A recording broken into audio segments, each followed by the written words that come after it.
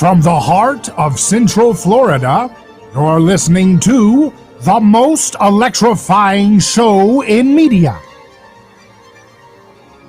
A Neighbor's Choice.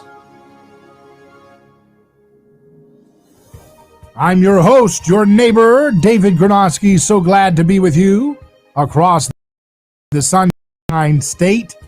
We're live on FM, AM, and our live stream on our website, aneighborschoice.com, or perhaps you're joining us by podcast or video stream, wherever you find us.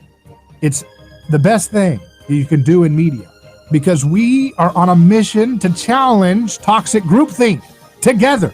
I learn from you, you learn from me. We all learn together how to figure out ways to make our life simpler, more elegant, more enjoyable, more fulfilling. And that requires being able to unplug from all of the sludge that comes out of the old media. They always want to present up as down and down as up. They always want to make fake heroes who sell out for the crowd look like $1 million, but they can't do it. We see right through them. I was just thinking the other day about how, Donald Trump was talking about how he was investigated by Mueller, who found nothing. And they spent, he said, $40 million or something of taxpayer dollars, and they found nothing on him. And then they've got investigations about what he did during the inauguration, and they've got investigations about his foundation and taxation.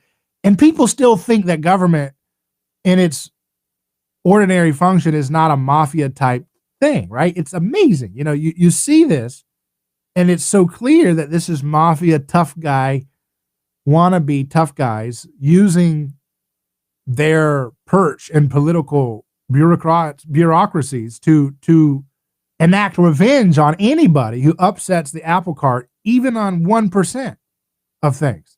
And even on something that you would think would be rather superfluous, like language, because that's the number one crime that Donald Trump has made for the Uniparty, is that he doesn't speak their language. I've described it in the past that the left and the right basically are trying to do a play together, and they want to do a Shakespearean drama with nobility and decorum and sacred aura. And then here comes Donald Trump running onto the stage, and he wants to do pro wrestling. So he's got a chair and he's hitting people and he's using foul language. And they're saying, "Excuse me, to be or not to be, Obama? I am Republican. You are Democrat. And together we love our country." And here's Donald Trump going over there saying, "No, you're losers. Both of you are losers. You're stupid. I am so much smarter than you." And they're like, "Excuse me, I'm trying to do this epic, dramatic showdown of ideas. We have Barack Obama, a champion of the underdog. And then we have Mitt Romney, a very esteemed, credible patriot who cares so much he'll allow the Federal Reserve to continue to rig our economy." And they do that little dance, and it works as long as that's the only thing allowed on the stage. If everybody's playing that Shakespearean drama, if they're all on the same note, it kind of works for a while, right? The suspension of disbelief can work on a lot of folks. But then the moment someone comes on stage and says, "Hey, if we're going to go to Iraq, why don't we just take the oil? At least we'll get some money back." And they're like, "Well, excuse me, we're there for the people. We are there for the children. That's why we're in Iraq. We're not there to take you. Oh, who are you?" That's when they try to play that game, right? They try to, "I am here for the people." And he does a thing too, but he does it in such a brutal way that it's not the same note. He's not singing in the same note that they are. So it's not harmonious with the way the uniparty system works, left and right. He's not on the same page. And that's everything. Because if you don't have the story right, if you don't have the feeling right, if you don't have the aesthetic of the state right, you have nothing. In some sense, Donald Trump functionally has done more to discredit statism than any person who's a radical libertarian, because not by intention, but rather by reality, because he doesn't stay on the aesthetic. And the aesthetic and the tone and the decorum of the state is more important than the policy. You'll hear some people say, I'm a serious conservative because I'm not interested in culture. I am interested only in policy analysis. But those are people who don't know the first thing about statecraft. They don't know the first thing about the function of the state and how it comes through a process of anthropological development of ritual, prohibition, taboos,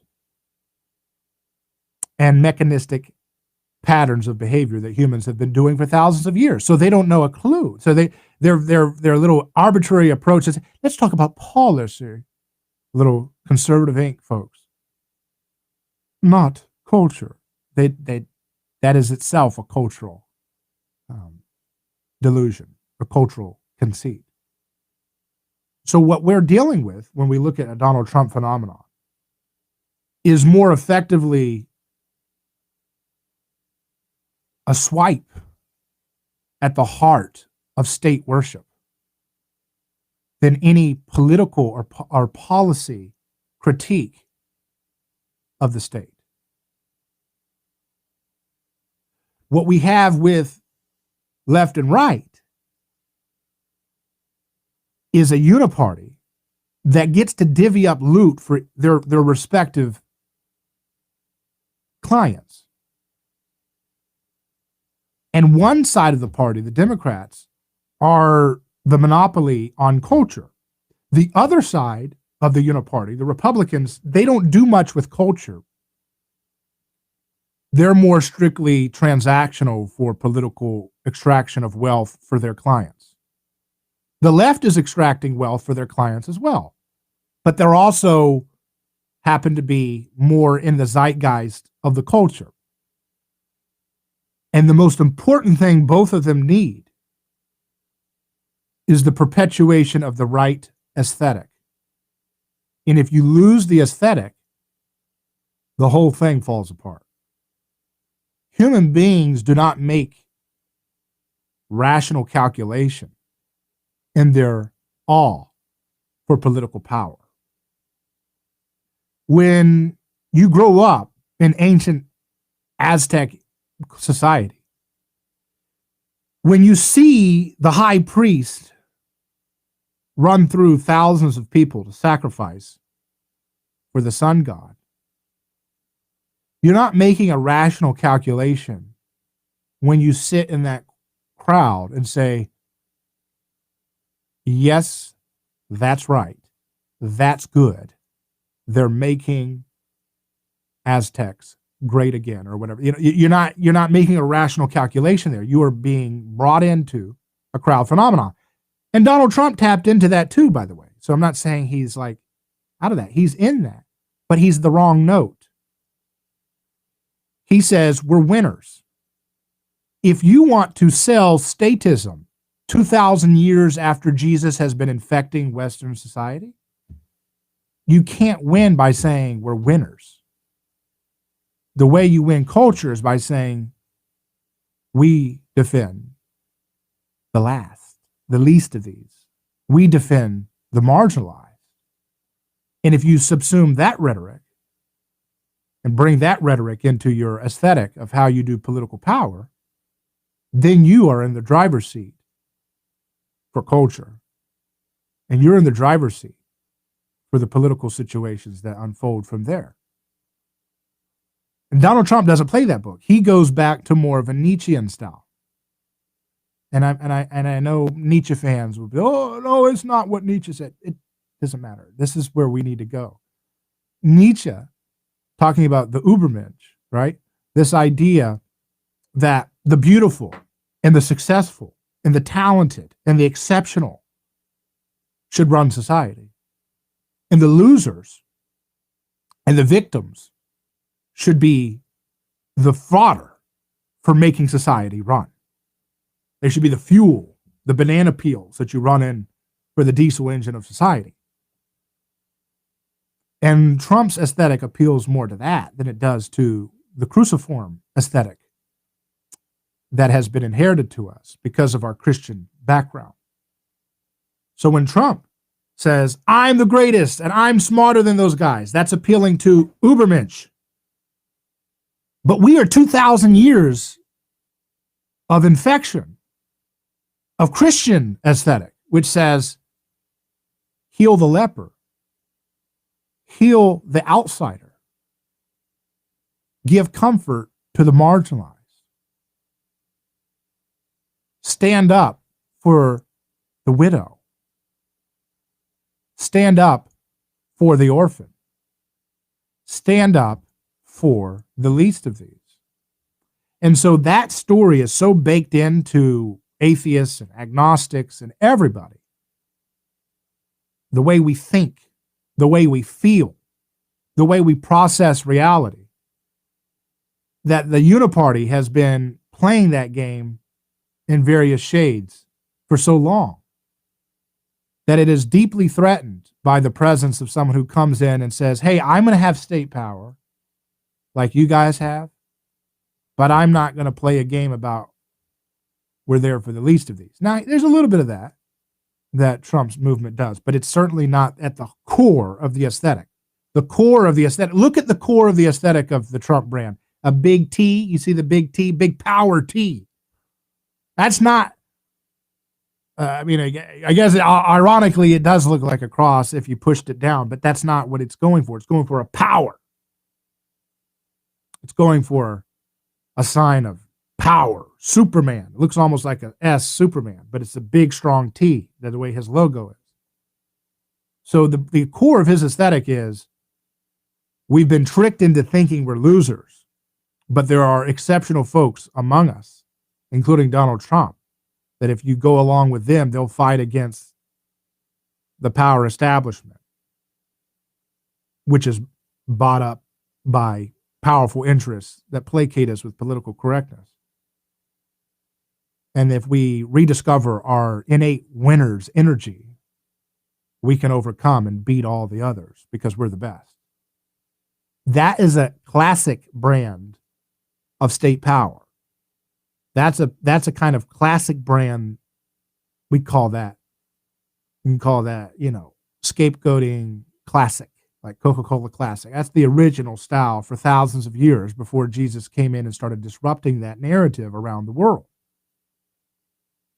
In the Uniparty, the right is kind of like, again, the designated loser of this little dialectical drama.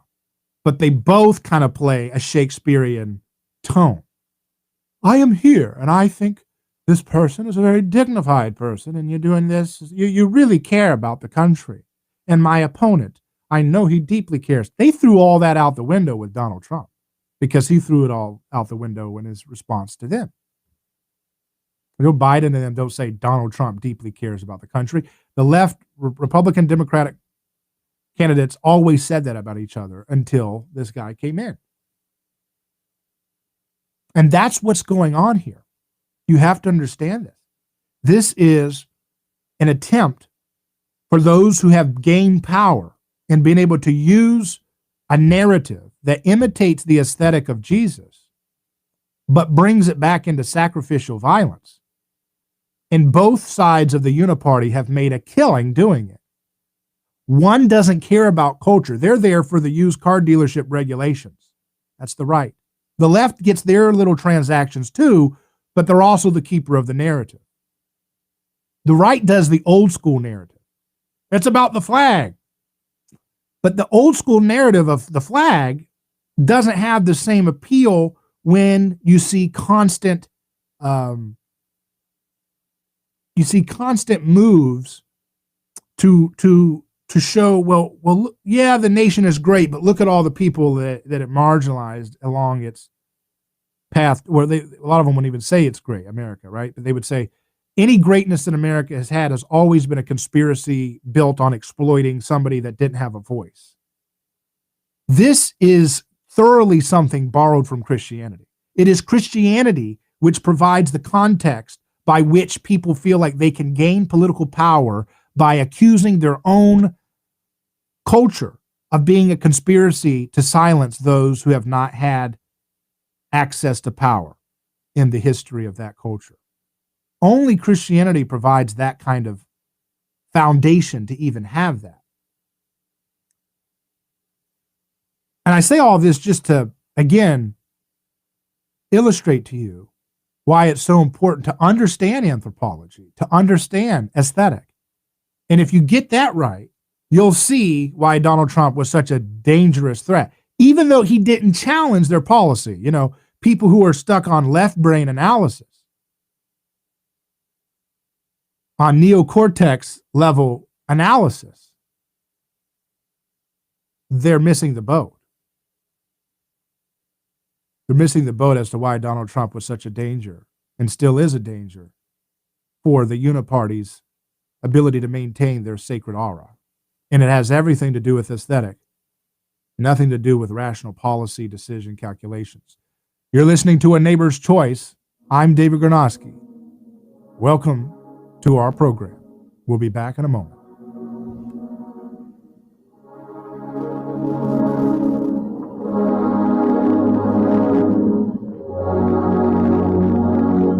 David Gornosky here. Let me tell you about a man named Gabriel. Every day, Gabriel puts on his boots and drives across America to make sure our store shelves stay stocked with the food people count on. See, Gabriel served our country overseas.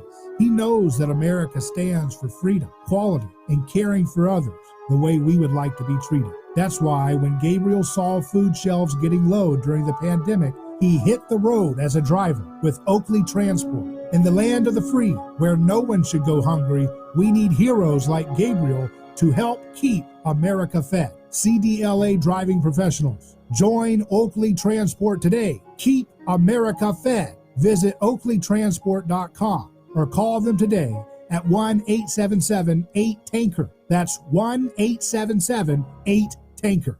Are you ready to transform your career? Jess Smith was too. She was stuck on a job that was controlling her life, consuming her free time, and offering little opportunity for growing her pay. Then she found FinTech Mortgage Association, and she never looked back. FinTech Mortgage Association makes home lending simple, and they take care of home buyers like family. Using technology to make everyone's life easier, FinTech Mortgage Association equips each of their loan solutions architects with the tools they need to build a career with a schedule they control, a product they can take pride in, and an earning potential that is life-changing. Unleash your true potential. Join FinTech Mortgage Association. Visit finmay.com. That's FINMAE.com.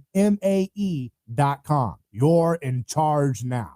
NMLS ID 1492187. Equal housing lender. Not ready to go to your favorite seafood restaurant? Get the highest quality fish for less delivered straight to your door by Fast Fresh Seafood. Order our fresh hot snapper, grouper, mahi, and more. They're boneless, skinless, flash frozen the same day, and individually vacuum wrapped. Pick the size filet you want, the amount you want, and checkout's easy at fastfreshseafood.com. The best thing, every fish is on sale. FastFreshSeafood.com. Caught fresh for you, delivered straight to you. Stay home and stay safe. Hello, this is David Gornosky with A Neighbor's Choice. I've got a mission for you. I'm a big believer in eating family farm-raised, high-quality grass-fed beef. That's why I'm a frequent customer of White Oak Pasture, a sixth-generation beautiful farm in southwest Georgia. Support sustainable, delicious meat of the highest quality. Ask for White Oak Pasture's beef at your local grocery here in Florida, or go to whiteoakpastures.com, and first-time customers get 20% off on purchases with our exclusive coupon code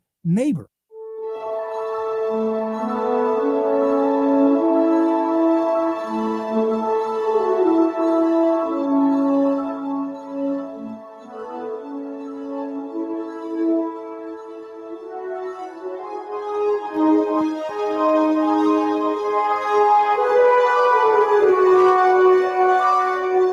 A Neighbor's Choice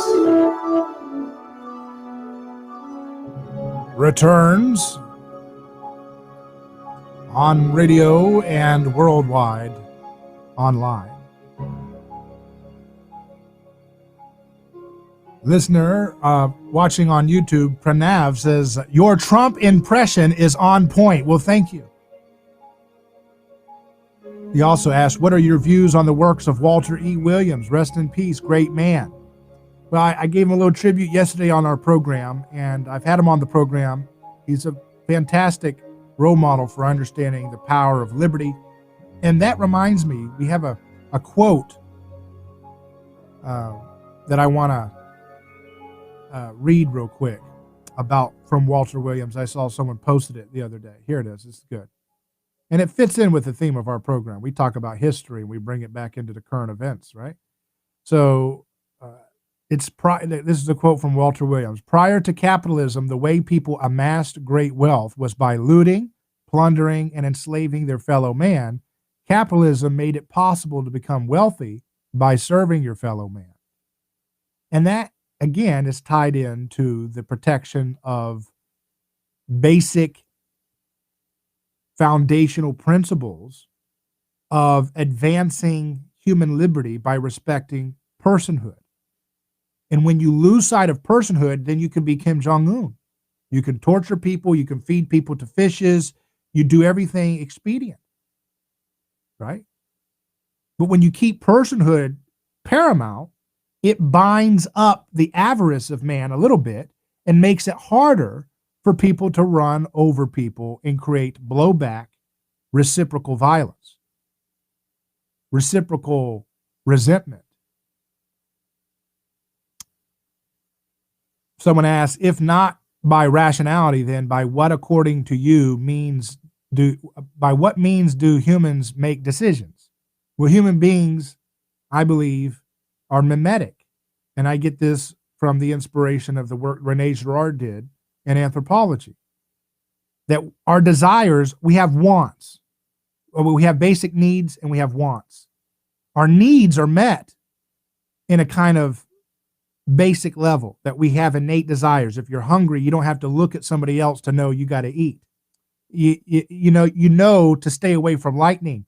You crawl out and get into shelter. But once your needs are met, we don't know what to do. We're imitative so well that we borrow what we see other people trying to acquire and trying to possess, whether it's a status or whether it's an object or a relationship or a position of power or a way of speaking. And we are always copying and borrowing and pooling those desires into our own orbit and modeling them and imitating them to try to gain certain things that we see modeled very nicely from other people. And that's the heart of politics. If you understand that, a lot of this stuff is not so crazy. It's kind of what you would expect. And there's no better place to understand the mimetic nature of human beings than the scripture and the gospel stories and the way Jesus deconstructs the romantic lie of the rugged individual. And that's why we're not promoting individualism on this program, but we are promoting human liberty and peace and nonviolence and personhood. And we're going to unpack that more after we take a quick news break. Maybe we'll learn some true news, or is it going to be fake news? We'll find out for those listening on radio. Back in a second.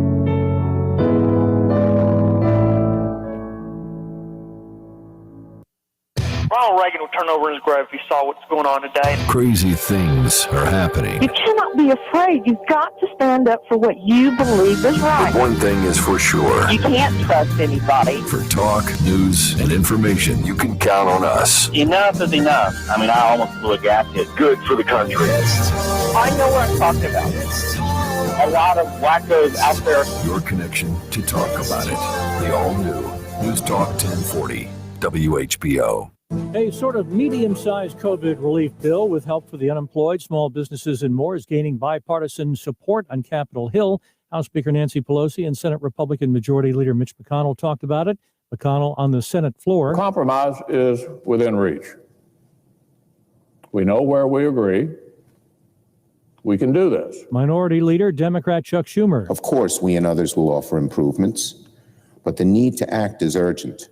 And we believe that with good faith negotiations, we could very well come to an agreement. The U.S. sets a new pandemic record. More than 2,800 people died from coronavirus yesterday, says Johns Hopkins University. It's not an overstatement to call it a seismic shift by a Hollywood studio with no indication when moviegoing will be back to normal. Warner Brothers Studio announcing that all of its 2021 film releases will stream online at the same time that they play in theaters. Chuck Severson, ABC News.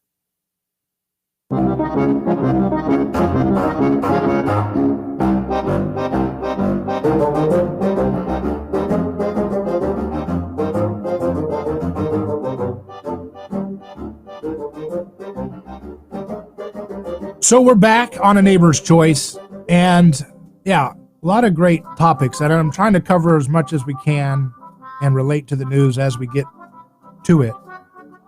We'll try to play some of those clips too that we have, but I want to just put another point to what I was saying earlier, if you've been following and this broadcast, that it's not like the Uniparty, the people who are using concern for victims as the brand to gain power and influence and clout and extract wealth and resources from you and your family.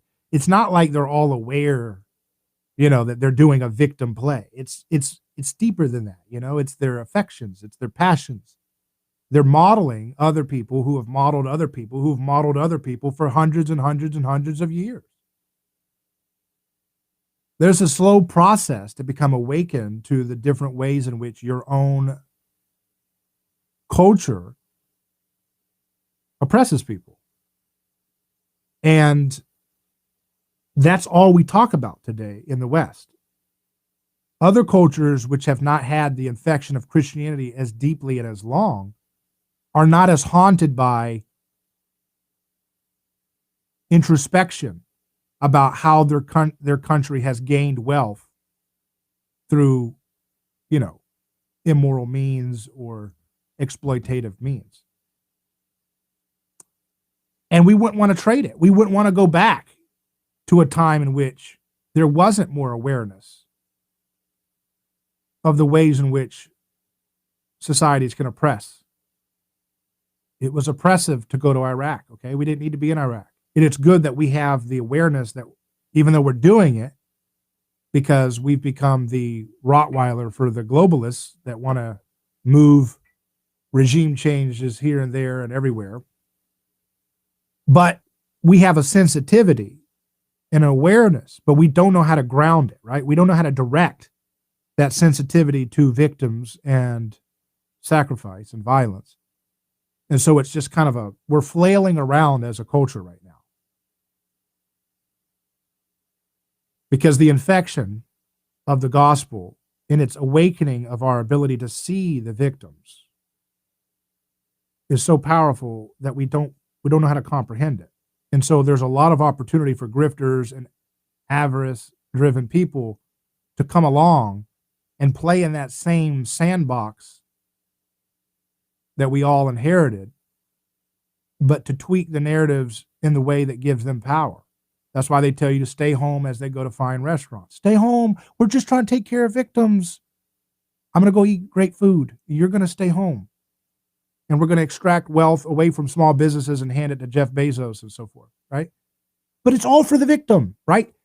Rome didn't have to say that. Rome didn't have to say, well, we're worried about the victims when they wanted to tell you to stay home. They just said, we're going to cut your head off because we're the winners and you're the losers. And we'll show you how that is when your head's off your neck. We have to do this little victim dance. And that's why Donald Trump is such a problem for them, because he doesn't play the victim narrative. And therefore, he's ruining the whole project. And it won't be ever, you can never go back. This is why it's so exciting. You can't go back. They can install a Jeb Bush and a Biden as much as they want, but it's never going to create the same believability in the population that everything's fine here as they go off to war and extract your wealth and make it difficult for you to run a business, build a home, just exist. They use that word a lot, by the way. You're denying my existence when you don't accept their ideology. And that tells you how deeply rooted religion feels. Religion feels like possession. It feels like its identity, its existence. And that's why if you say, I don't agree with your woke ideology, oh, you're denying my existence. You're a threat to my existence. Because my existence is a corporeal experience, just like Jesus said that we will be his body on earth. This false Jesus that they want to create with victimism, this shared collective group of wokeness, they are part of a body too, right? They're part of a body too. And so when you tell them, I don't agree with the tenets of your dogma, I don't agree that the way to solve justice problems is to sacrifice people and give power to your politicians, you are in a real felt way severing them from their body, just like Jesus said, because all human beings belong to corporate bodies. We exist if you're a keto fan, you're in the keto body. If you're a vegan fan, you're part of the vegan community body. If you're a fan of classic cars, you're the classic car community body. If you're German, Irish, you get all these different things. You're part of these different bodies, like overlapping little, and the more you buy into it, the more you get into it, the more you're a part of the culture of those different subcultures. You become more and more one with the others who are part of that culture, and you're part of a shared collective body. And when Jesus says, you will be my body in history, that's not a distinctive thing. That's what is going on all the time. That's what's going on all the time. He's just trying to demonstrate to you the anthropological reality that will always exist, and he's trying to create a community, and he is creating a community that will be called out from the insanity of trying to imitate useless things to imitate.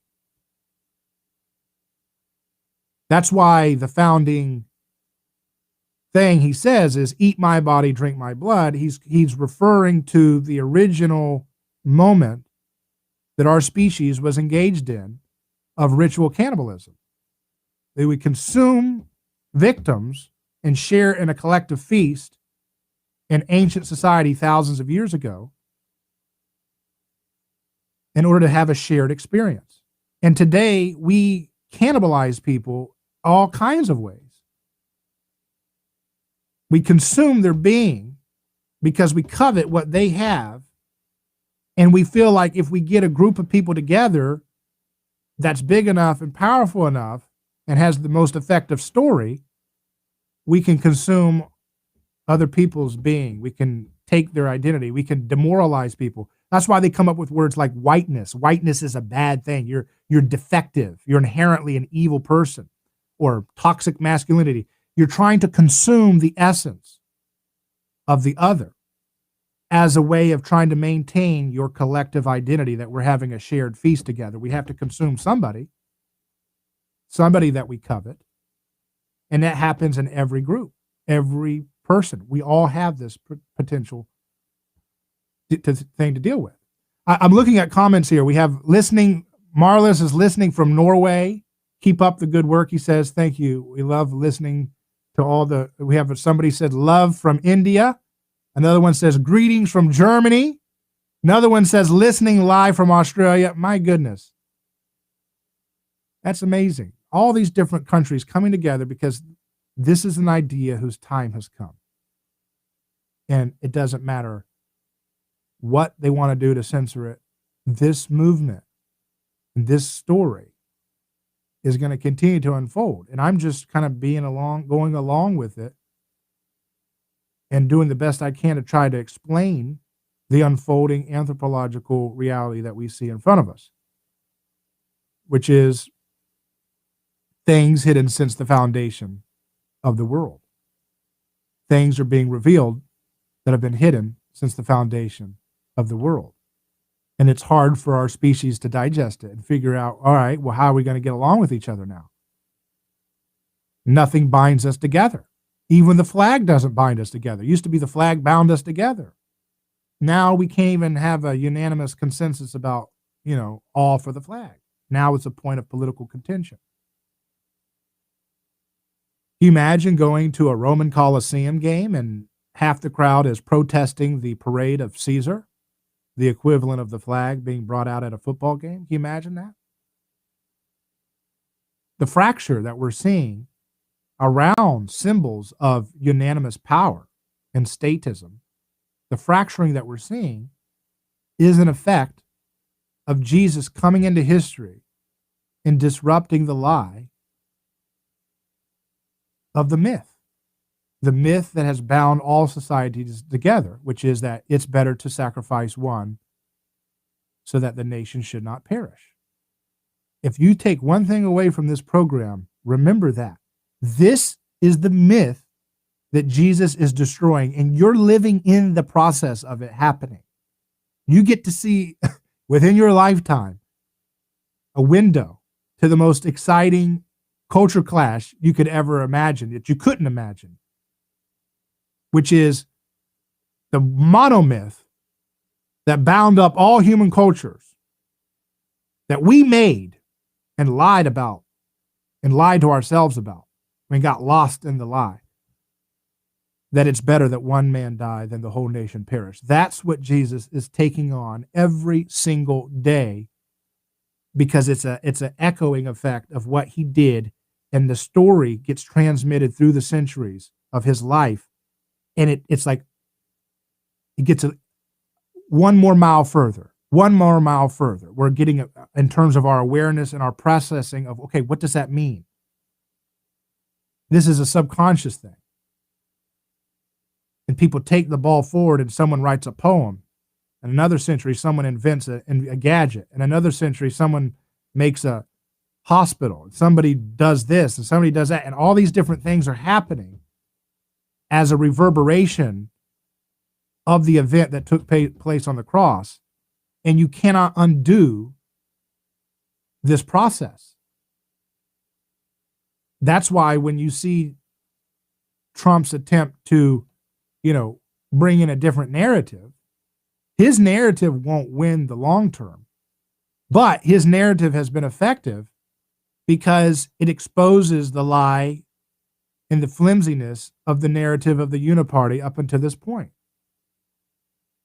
So it has a very useful purpose for the long picture of where we're heading in Jesus's project.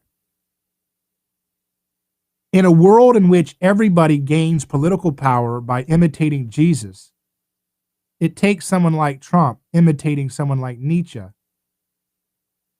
and then have him be expelled and scapegoated for us to realize that the establishment imitating Jesus had nothing to do with the reality of what they're actually imitating. You see, they scapegoat somebody who's not playing the right tone. The deal is, I'm not saying they know this consciously. I'm saying this is the unconscious unfolding of the culture that we have inherited for 2,000 years, baked into our sense making. So what they're doing is they're viscerally reacting in repulsion, magnetic repulsion. They're repelling, right? They're repelling away from his way of talking about the business of the state and statecraft and politics.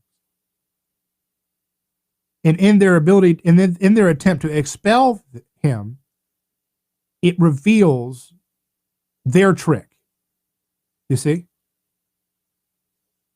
It reveals the flimsy nature of their own narrative. Because you see, wait a second, you're expelling this man because he uses foul language, but you bomb people, and he doesn't want to bomb people as much. He does do it, but he's not as interested in that. But yet you want me to believe CBS and NBC and ABC that this guy is the worst thing ever because of his words and his gestures. That's not victim wrapped. But you use victim wrapped language, but you kill people left and right. And you use narratives in newspapers and television stations to justify it by trying to tell us, well, they're ripping babies out of incubators like Saddam Hussein allegedly did, or it's Gulf of Tonkin, or it's whatever. Oh, we're going to Afghanistan because we got to give women the right to vote. That's why we're doing it. Not because we're making billions and trillions of dollars for people who can't earn an honest wage without, using the state to make a buck off of people and exploit soldier sacrifice.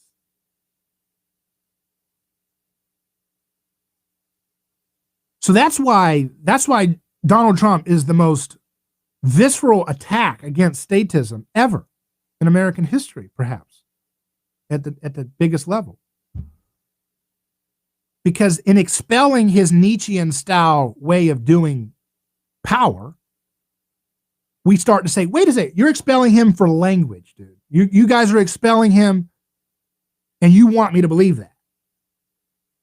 If he wasn't there and all we kept seeing was the same flimsy Shakespearean drama, oh, John McCain and oh, Romney and Obama, they all love the country so much and we're just trying to tinker around tax policy and trade deals, and everybody stays on script.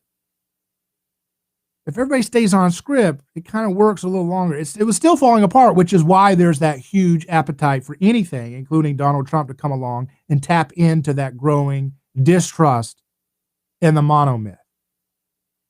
But if there's one thing to remember again, the monomyth is the lie that it's better to sacrifice one so that the whole nation doesn't perish. That's what's being destroyed by Jesus's bigger project. And Jesus doesn't use direct force. He's not like a Hercules, like chess player. He allows power structures that humans create to fall apart in their attempt to keep the lie going. And in their falling apart, it awakens us to what we can do as alternatives to their stupid, bad policies that we've gone along with. So he uses a power of nonviolence, of non-resistance. It's a light touch. It's very voluntaristic. It's very human agency dependent, the way his process works. But it is his project, and it's going according to what he said it was going to go. This was a project that he unleashed like a master strategist in history. And it's going along just like he said. Father will be torn against mother, mother against daughter. He said that's a consequence of his project in humanity. What does that mean? He's saying what we're seeing already. That families are being torn apart and genders are at war and generations are at war. Boomers hate Zoomers and all this stuff. Tearing each other apart because we can't be bound together by the old myths anymore. Myths of nationalism, myths of globalism, myths of internationalism, myths of fake forms of Christianity. All those different myths that work for a time fall apart because we see the hypocrisy of their stories and we start to see the reality of the victims that they hide. And all identity politics is an attempt to continually hide victims by saying they're defending victims. Every time they try to quarantine human guilt into it's a gender, it's a race, it's a type of family structure, it's a geographical region. Anytime you try to quarantine human evil and mythology and sacrifice and all the bad stuff that we're all waking up to slowly, every time you try to quarantine it into a category that does not indict the human race in totality, it is an attempt to hide victims and to perpetuate bad faith policy that is based on sacrifice and based on inhuman treatment of one another. We'll take a quick break and return with more analysis. I said I was going to play some clips. I'll try to play some clips when we get back, just to try to give some current events for folks who like current events, or we can keep talking about anthropology. You let me know. hello@aneighborschoice.com is my email. You can comment online. However you do, we look forward to hearing from you. Back in a second. Who is your neighbor? Dave and Wally are team drivers for Oakley Transport. One day, they came across a very serious accident on the highway. Some might pass on by, but Dave and Wally saw there was no time to waste. They jumped into action and saved 2 people's lives with moments to spare. That's the kind of courageous love we need more of today. It reflects the respected culture Oakley Transport develops with their driving professionals. CDLA licensed drivers. Join Oakley Transport today for a rewarding career. Visit oakleytransport.com. That's oakleytransport.com. Hello, this is David Gronowski with A Neighbor's Choice. I've got a mission for you. I'm a big believer in eating family farm-raised, high-quality grass-fed beef. That's why I'm a frequent customer of White Oak Pasture, a sixth-generation beautiful farm in southwest Georgia. Support sustainable, delicious meat of the highest quality. Ask for White Oak Pasture's beef at your local grocery here in Florida, or go to whiteoakpastures.com, and first-time customers get 20% off on purchases with our exclusive coupon code NEIGHBOR. Do you despise lawyers? That may be the case until you need one. If you've been in an auto accident and need legal advice, go to the local attorneys that have served Tampa Bay families for over 28 years. Catania and Catania. They are family owned. They understand your needs with legal advice. When you need legal representation, Catania will care for your case from the beginning to final settlement. You won't need to worry. Catania will represent you throughout the entire process. Auto and motorcycle accidents are too frequent in Florida. If you've been a victim, contact Catania. They don't get paid if you don't get paid. Referrals on request. Contact Catania. Putting families first. Offices Tampa, non-attorney spokesperson. Are you ready to transform your career? Jess Smith was too. She was stuck on a job that was controlling her life, consuming her free time, and offering little opportunity for growing her pay. Then she found FinTech Mortgage Association, and she never looked back. FinTech Mortgage Association makes home lending simple, and they take care of home buyers like family. Using technology to make everyone's life easier, FinTech Mortgage Association equips each of their loan solutions architects with the tools they need to build a career with a schedule they control, a product they can take pride in, and an earning potential that is life-changing. Unleash your true potential. Join FinTech Mortgage Association. Visit finmay.com. That's FINMAE.com. You're in charge now. NMLS ID 1492187. Equal housing lender.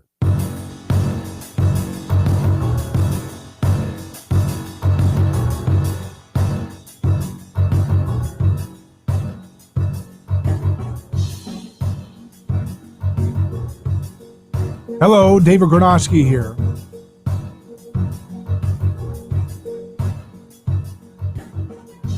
Jamal asked, will you post this episode after the stream, good man? Yes, we do. We post all of them on aneighborschoice.com, or you can go to our podcast feed on iTunes or Libsyn, Google Podcasts, Pod, whatever, all those different platforms to catch the audio. We post those every day after the show, but we air live, and you can find that on our website at aneighborschoice.com. And our radio affiliates, if you're listening on radio, go to our website at neighborschoice.com to catch on all the action we've got online. Not all of the content we put out is on radio. There's a lot of online exclusives that you want to keep, be mindful of. So we've got this clip I'm going to play just a little bit to illustrate these different narratives that are happening. One is this story of this Los Angeles mayor, Eric Garcetti. Let's just hear a little bit from his little press conference about time to cancel everything. Good evening, Los Angeles, and thank you. What happened to Eric? There you go. Dr. Robert Redfield, the director of the CDC, said the next 3 months are going to be the most difficult in the public health history of this nation, largely because of the stress that's going to be put on our healthcare system. We're beginning to feel that stress here in Los Angeles, and the latest data is nothing short of alarming. In the last month alone, since early November, our daily infections have tripled. Our hospitalizations have more than tripled and are at a new peak. And our deaths have nearly doubled, and they continue to rise. These numbers don't reflect last week's record-breaking numbers. They don't reflect yet the Thanksgiving effect of time spent together with families when many people were gathering and traveling in defiance of public health warnings. And here in our Golden State, unfortunately, California has one of the fewest numbers of hospital beds per capita compared to other states. So if cases continue on this pathway, if they continue to increase at the pace that we've seen, the county expects that we will run out of hospital beds here in Los Angeles by Christmas time. The public health of our city, the public health condition of our city, is as dire as it was in March, in the earliest days of this pandemic. So tonight, I want to speak, as always, to you candidly, with the truths and the statistics that I get as soon as I get them, to share them with you, and to know what we can do in the coming days. It's as much what you choose not to do as what you do that will determine what happens here in our beloved hometown. The choices between us are stark, between health and sickness, between care and apathy, and yes, between life and death for too many of the people that we love. My message couldn't be simpler. It's time to hunker down. It's time to cancel everything. And if it isn't essential, don't do it. Don't meet up with others outside your household. Don't host a gathering. Don't attend a gathering. And following our targeted safer at home order, if you're able to stay home, stay home. So you see, most important thing you got to think about is the tone. That's the aesthetic. This is something that you practice. These politicians, they practice in front of a mirror. Hello, I have to tell you. That's 90% of the message right there. Just that tone. But then the language is like icing on the cake. Double deaths talks about defiance. This problem is coming because there's been defiance, he used. But he gets you the truth as soon as I get it, he says. As soon as I get the truth, I tell you. He talks about doo-doo. He talks about care versus apathy, life versus death. And he wants you to cancel everything. Don't see anybody, don't do anything. How come he didn't tell you to cancel seed oils? I thought he's all about care, not apathy. Hey, genius. I know you're a real expert, huh? Do you ever look into vegetable oils? How many folks in LA could you, if you're going to be their little nanny? I don't like nannies, but if you're going to be a nanny, why don't you tell them to stop eating seed oils? It takes like 10 minutes online to study the science that shows how devastating these toxic seed oils, these vegetable oils could be. Those comorbidities are caused by people eating processed flour, processed sugar, seed oils, and being stressed out because of liars like you trying to ruin their life. Why don't you tell them to stop eating seed oils? I thought it's about care versus apathy. I think you're apathetic and you're pathetic. But that's the stuff we're dealing with, folks. We're dealing with people who are doing their little script. I'm talking like this because I'm your nanny. But they're just a hired gun for a bunch of thugs and punks who don't care the first thing about your health. Don't listen. They don't know what they're talking about with health. I'm David Gornosky. We'll be back in just a moment. Godspeed.